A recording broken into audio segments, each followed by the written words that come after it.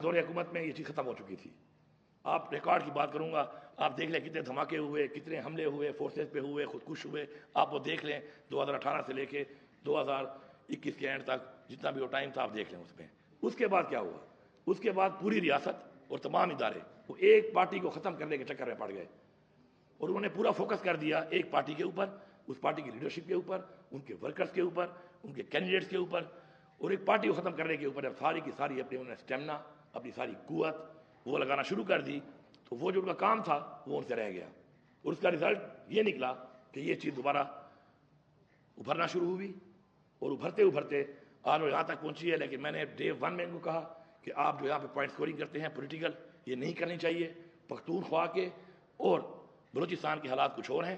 ہماری بارڈرز پر وہ علاقہ ہے جس کے اندر سپر پاور سے کئی دہائیوں سے جنگیں ہو رہی ہیں, اور صرف جنگیں نہیں ہوئیں, شکست دی گئی ہے سپر پاورز کو. تو ان کے حالات کو کمپیئر کرنا ود پنجاب اور ود سندھ ٹھیک نہیں ہے.